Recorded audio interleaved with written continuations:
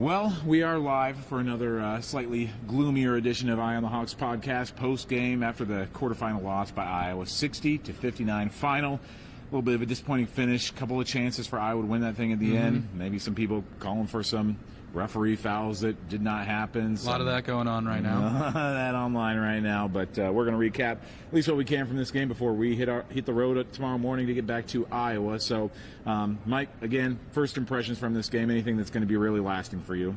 My first impression, not a singular moment, but it just, Iowa's the 11 seed, Ohio State's a 3, but it really, to me, seemed like Iowa belonged on that level. Sure. And I know they've suffered, several more losses than Ohio State in the top tier of the Big Ten, but just the way that they're playing, and I know some people are calling them the hottest team in the country right now, which is normal when a team goes on a run, and but it really just, to me, it seemed like two equal teams, and Ohio State got a call, which resulted in 2 free throws at the end of the game. Iowa did not, and they still had an open look with about 0.7 seconds, so they could have hit that one and advance, but sometimes it just doesn't hit, go through the net. Yeah, my biggest takeaway is gosh, as much as this came down, to the end, to some shots, some calls going one way, not going another way. I think I saw David Eichholt post that Iowa was 14 for 28 on layups in this game. Oof. I mean, just so many short shots that didn't go in. A lot of them just it's not like there was anything they were doing wrong or that they could fix or do differently. It's just like a ball goes up, it kind of just bounces off the rim a weird way. And Iowa just had a ton of those tonight. It was like everything in the first half was just bouncing around and then out. Not much to be done. It's like, one game those are going to fall, and another game they aren't, and those were a huge difference in this game. Those, and I mean, what can you say about Taylor McCabe's three-point shooting? Went 0 for 6 tonight. It's unfortunate. Jan talked about in the postgame where she's like, I trust Taylor to shoot threes, and she can keep shooting. She was 0 for 4, still took a couple more. She's got confidence as a three-point shooter, but, man, again, if just one of those falls, this is a different game. And that's just basketball, We talked about it last night. The three-point shooting was one of those things that we brought up. You thought they'd have to hit more shots, and they said it. Sometimes basketball is as simple as they didn't hit enough shots, and I think that's what happened, because they did have open looks throughout the game. Not just it wasn't just Taylor. It was a slew of Hawkeyes, and Iowa shot 39% from the field, their lowest I think of the tournament. Is that right? But Ohio State shot 36.5%. So, but they shot a little bit better from 3, but they each made 7 threes. Iowa just shot 3 more threes. So. They were 7 for 21. Hit a couple more of those, you probably win the game. But, you didn't, and you had to find a way to win. And they had a couple shots to win, and you can't ask for more when you're playing, one of the top, what are they ranked, 13th? 13 teams in the country right now. And I think here's what's particularly frustrating for the Hawkeyes with this one. I think they knew coming in, they had this revenge tour in mind, that they wanted to beat the teams that they'd lost to, which they had a chance to against Michigan State, Ohio State, and would have been the same tomorrow against UCLA. I think that they really wanted at least one more game here. I think they felt like they were one of the 4 best teams in this tournament, and they would have liked to have proved it by playing in the semifinals.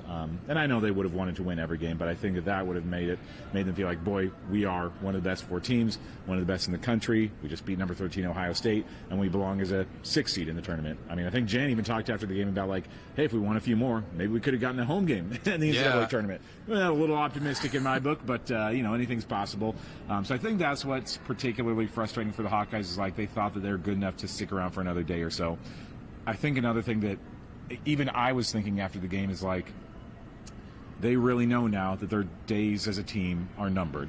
At this point it kind of felt like, hey, we're still alive. We could still play a couple more games here at the Big Ten, but now it's all right, we've got the NCAA tournament, and that's it. They're obviously they're going in with the mindset that we want to go out there and play whatever the maximum is, 7 games in the tournament to get to the championship. But, realistically, we know that team's going to play, 1, 2, 3, 4, maybe games there at the Big Ten or in the NCAA tournament, and that's it for them. And for these seniors especially, they know, all right, we have a very limited and finite number of games left on our tournament career. Yeah, and, the tournament, you expect to win at least one, but it's never certain. You could always go in there and lose that first game. There's a lot of good teams in the NCAA tournament.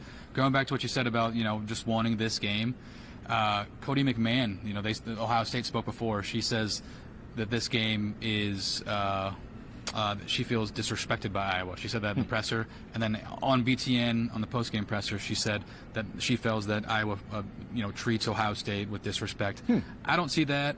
I know a lot of Iowa fans feel differently, especially I just think throughout the years these two teams have been two of the top teams in the Big Ten, and it's heated. And Hannah was asked if this is a rivalry, and she's like, "Well, I don't think it is," but she says every game's personal when you're in the when you're battling against someone.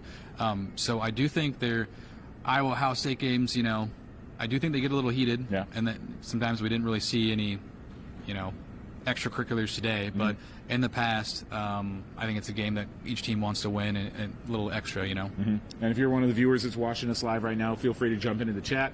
Give us any of your commentary that you want to give, and I'll have Mike kind of squat down to our computer and read it off, or ask any questions you'd like us to address as we're recapping this 1-point loss, 60-59, by Iowa to Ohio State. And the end is starting to draw a little bit closer for the Hawkeyes after that one.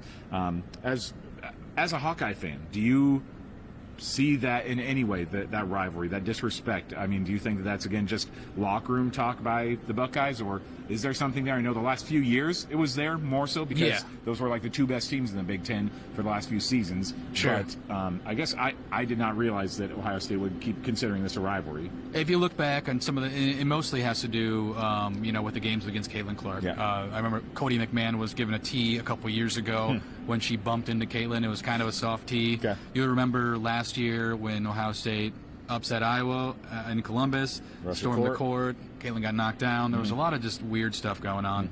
And then a couple years ago, Iowa didn't play Ohio State in the tournament last year, but I believe a couple years ago, Iowa just blew them out in the tournament. Smashed them in the championship. And I'm sure she remembers that one, Cody McMahon. So, it's just a buildup of things in the past. And then when you got two teams that championship program, I think as an Iowa fan, no matter what the sport, we kind of feel like Ohio State's always the favorite, right? Yeah, especially in Yankees. football. They're the Yankees. They got a lot of money. They've got a lot of NIL. So anytime Iowa plays Ohio State, Hawkeye fans get jazzed up and we want to beat the Buckeyes. Yeah. And same goes to Michigan, and Penn State to an extent, certain sports, but not in basketball. Not in basketball, but I think that lends to it when you're a Hawkeye fan. Yeah. Recapping a few more things from this game. Anybody stick out from the Hawkeyes as your player of the game? Somebody who was kind of the MVP for Iowa tonight? Yeah, MVP, that's a good question. I would say Hannah Stuelke. She kind of brought it all game long. Yep. She was really effective, especially in the second half. She was a co-leading scorer with Lucy Olsen and Kylie Feuerbach. They each had 14 points. Sid, not Kylie, but yeah. Oh, really? Kylie had 7, yeah. Sid, Hannah, I misread and that Lucy in the box each had score. 14, yeah. Need to update that on our web story. I just misread that. But she had a big three down the end of the stretch. Kylie did. But I did want to bring up Ava Hayden. I mean, second game in a row, she's really provided a spark. I thought she changed the game again in a positive way. And I think Jan's going to have to play her more minutes and maybe play Addie less minutes going into the tournament if you really want to get the best players out there. And what was I just about to say? Good question. Something about Ava? It was going to be something about Ava. Something profound? It was going to be something profound. I can only imagine. Yeah. Anyway, she played awesome off the bench. So. Had 15 minutes off the bench, 10 points in that time, which last time she had 11. That was her career high, so one off of her career high tonight. Great game again for Ava, who, as Mike says, I know the Hawkeye fans are really clamoring for that right now. They're jumping in there saying, why haven't we seen more of Ava? We need to see more of her. Why isn't Jan playing her? I remember what I was going to say. She didn't play a minute against Ohio State in the last game. Oh, that's right. They brought it up. So in the post game, and Jan said she comes in when there's matchup problems, and if she didn't put her in the last game, you got to think last night's performance played a little bit of hand into getting her on the court this morning. Yeah. Or this evening. As much as the talk, there's a lot of talk around officials. I did not think the officiating as the game as a whole was all that bad. I thought it was fine for the most part, honestly. I like that they were not calling it too tight. Only one player tonight had 3 fouls. That was Jelani Cambridge from Ohio State. She finished with 3. Nobody on Iowa with more than 2 fouls. I felt like for the most part they let it play out. I think probably more frustrating than the non-call in Sydney was the call on Hannah on the other end that gave them the chance to hit those free throws. That's probably why there was a little more frustration, thinking like, well, they got that call. Why didn't we get that call on our end? Yeah. So that's probably the main 2 plays that Hawkeye fans are going to think about and remember when they think about the officiating from this game. I'm really excited to go back and watch those plays because we were up. I don't want to call them the nosebleeds, but we were up there, and it's hard to tell, what's a foul, what's not if they don't show a replay. And I don't believe they either didn't, or I was working on our web story at the time, so I couldn't watch it on the big screen. But you just said it. Like, if you're going to, call a questionable call on one end, you'd like to see the questionable call on the other end go the other way. Yeah. And they're big foul calls. Game changers. Game changers. And it reminds you of the UCLA game when Lucy got tripped and fell into one of the players, and she got to shoot baskets, to win the game with 3 seconds left. There was 6 seconds left when she got to shoot those free throws, or a little bit more than that.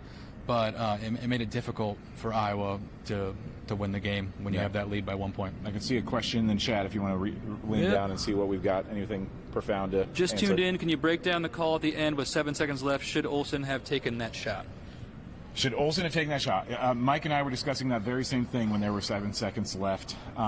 If you even brought it up, let me give you some credit. Okay. You're like, who's taking the shot? Sid? That's what he said to me, and I was like, I think you got to let Lucy go. Yeah. She's a senior leader, and I know this is her first year with Iowa, but she's really brought you to this point with her offense. So, but Ohio State knows that as well. Yeah. So they're going to key in on that. So, I think at the end of the day, I thought it was a good look, and I thought she probably got fouled. But, what can you do? Yeah. I think it was the right call with how well Sid drives to the hoop. Lucy Olsen, she'd scored, I believe, 12 points in the first half, only 2 points in the second half. So she'd been a little bit cold over the final 2 quarters. So I think that giving the ball to Sydney was the right call. I mean, maybe there was, a second look to be like, okay, but if Hannah's open, then, get it to Hannah or something. But I like that play call. Lucy, I think, is obviously capable of taking that shot. If I was down 2 in that scenario, maybe it's a different story. Maybe they're taking the 3 from Lucy or maybe Sydney again. Who knows? But, yeah, I like the play call that ended, and I think in a lot of scenarios that works out just fine. Sydney, she's talked about it even herself, how good she is at driving to the hoop. So that would have worked probably 8 times out of 10, but tonight was one of the nights where it did not work out. I guess the one thing you'd say is, I wish maybe they didn't let you get the ball into Sydney and then have her dribble around the time, maybe pass the ball around to Lucy, maybe back to Sydney, and see if you can't get a good shot. Yeah, and even still a good look they had with 0.7 seconds left to Hannah. I mean, a wide open Hannah. With can't ask for a better shot with that much time left. Honestly, yeah, and you could tell Hannah was frustrated afterwards for not making that shot. Just a little bit more on that thing, and it might go in. So you get 2 good looks there that could possibly win the game and send one of those players into Hawkeye lore with the shot that they make. But that's not how it turns out, and now they're going to play again in 2 weeks now, I think. I mean, we're going to find out their tournament fate in a little over a week, and then play again come the following Friday or Saturday. So in terms of my player of the game, I'd say there's a lot of ones they could go to. Nobody really stood out tonight like they have the last few nights. Like you say, Hannah played a great game, 14 points and 12 rebounds, just what you needed from her. Lucy, had a great first half. You just would have liked to see her play a little bit better, put in a few more shots in the second half. 2 points in the second half? Just 2, yeah. I think, and Ohio State's coach, Kevin McGuff, was saying that they did switch a little bit of defense up and focused more on Lucy, and she only had 2 points in the second half. And,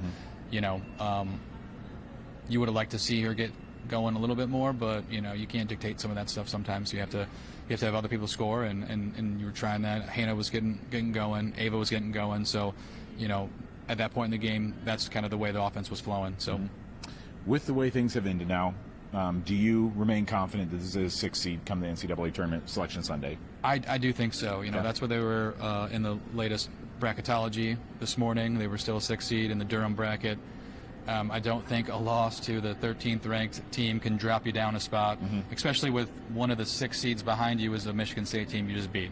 So I think they're in it, unless the committee thinks completely differently on the resume front. Iowa still is 5-8 in quad 1, and then I believe 5-3 in quad 2. So that's a pretty good record in the top 2 quadrants. For some reason, I just keep getting this feeling that I don't know, this just seems to happen all the time where you get so optimistic with thinking this definitely, Charlie Cream keeps saying it, and they just get dropped like a seed or 2 lower. It would I would have a really hard time seeing them drop lower than a 7th seed. But if I were a betting man, I would say 7 is where they'll end up. I kind of, always try to think of it by rankings, basically. So, obviously, if you're a top 6 seed, you would be one of the top 24 teams in the country. And do I think that Iowa right now, after this tournament, is the number 24 team in the country? Ranking-wise, I don't think so. That's kind of what I see. Like, they'd be on the cusp of one of those top few teams getting votes, and so that's why I think that 7 seed, just on my very low-level knowledge of what I think is going to happen in a week and a half, would see maybe a 7 seed. But either way, I mean, the Hawkeyes know, and Jan Jensen is going to tell them, like, no matter what seed we are, we're going to have to play somebody really good in the second round. Whether that's a 2 seed or a 3 seed, it's going to be somebody really fantastic. And so this team can collect themselves. And we talked to Sydney Falter about this after the game. A little plug for the Iowa's News Now YouTube page. We just uploaded the post-game interview we had with Sydney Falter talking about the loss. A very emotional Sydney Falter. I mean, she was taking this one hard, as a lot of senior leaders do. She has really taken a lot of these players under her wing, and so this one is hitting her as hard as anybody, I think. And that's what really made me start thinking that this team can really see their days kind of winding down at this point, and knowing that the end is not far off of the horizon. So go check out that full interview with Sydney Falter. It's worth your time. But yeah, there's a lot to be said about what this team has done, and now they take a week and a half and try to regroup and try to focus on their next chapter. Yeah, and one quick thing going back to the NCAA tournament, when it comes to the selection committee, I really hope, that the rankings aren't factored in at all. I'm not saying they are, but just the AP voters don't get to watch a lot of games. They usually cover one team. I really think you got to look at the resumes. And when I look at the resume, I do think it deserves one of those top 6 seeds. I know they took a little some L's early on in the season, but they really are playing really good basketball right now, and they have a decent record when it comes to those quad 1 and 2 wins, and they got some quality wins. Only team in the Big Ten, and only one of 2 teams to beat USC this year. So I really do think they will get in that seed, 6th seed. But again, like you said, you never know. Yeah. It really depends on the committee. Tournament committee does some weird things on selection Sunday. And if they want to hit power conference teams for having 10 losses, that's their prerogative. They can do that. So we'll have to see. And what stinks is we have to wait a week and 2 days. Yeah, I think I probably have bad memories as a UNI grad. I remember the season where they 2010, the year that they did end up beating Kansas, where they were ranked, I think, like 24th in the country, and they're like, all right, this UNI team's got to be 5-6, no worse than a 7 seed, and they get a 9 seed in the tournament. It's like, yo, come on, how are you doing that? Criminally underseed the mid-majors when they're ranked. It's true. Yeah, and then as it turned out, that turned out to be Hawkeye or Panther magic in that scenario, because they ended up playing in Kansas in the second round. But that's, I think, what just always sticks with me with these tournament games, what they can do, and you just never know what's going to happen on Selection Sunday. They end up hurting like the good teams too when they underseed mid majors, because Kansas shouldn't have played. Well, we're just breaking down a tournament 15 years ago. But Kansas didn't deserve to play a top 25 team in the second round. But that's what happens when the committee does what it chooses to do. And I remain confident that no matter who sees Iowa come up in their bracket in the tournament, they're not going to be happy about it, because they know this Iowa team is good. They've seen them, what they've done over the last month and a half against Ohio State and UCLA, and they know that this is a team capable of winning 2, 3, 4 games at the NCAA tournament. So nobody's going to be happy seeing the Hawkeyes come up in their quadrant. One area of concern, though, and it seems like a constant this season, is when it comes down to crunch time against the top tier, the teams that you can play, that Iowa's played, they haven't been able to get it done. And will that happen in the round of 32 when they're playing a Duke, an NC State, someone like that, a Kentucky? Will they be able to hold on to that lead? And I know they've done it against, the Michigan States and some other teams, Nebraska, USC. But when it comes down to crunch time, they have kind of faltered late, and they've had a lot of close losses with a lot of, within 5 to 10 points. Yeah, they've had any number of, I think, what are we at now? 5 chances at a game-winning shot this season, and none of them have gone in. When you think about both Sydney and Hannah tonight, Addie O'Grady's three-pointer against Nebraska. Against Nebraska. Lucy Olsen, I think, was the one that we said in that Michigan State game, had a shot at either game winner or game tying shot at some point. Yes, she did. There was some time left on the clock, and then I think Addie threw a three-quarter, heave as time expired. That didn't have a shot to go in, but. So that is something that just concerns me, and if nothing else, you just have to think one of these days this is going to go right. Yeah, I got I know, and I think we've got a question in the chat as well that you can check out. But one of these days you keep thinking that a game-winning shot is going to go the way of the Hawkeyes. It just hasn't so far. And I don't think that has anything to do with coaching necessarily. I mean, that's one thing that people said, like, oh, Jen needs to make better play calls down the stretch in the final seconds. And I'm like, I've liked a lot of, outside of the UCLA game, I've liked a lot of these play calls that they've had in the final seconds, and they just haven't gone their way. It's just like, in that Nebraska game, Aaliyah Guyton was playing great that night. I like the idea of putting the ball in her hands, and it just, again, kind of rolled around and fell off the rim. So they're good calls, but I just haven't gone the Hawkeyes' way. Question in the chat says, do higher seedings make the games tougher? And they do in the second round. If you're a 6 seed, for example, you'll play a 11. And you can compare that to if they were a 7 or 8. 7 would play a 10, 8 would play a 9. But that second game, if you're a 6, you're playing a 3 seed. I'm using a lot of numbers here.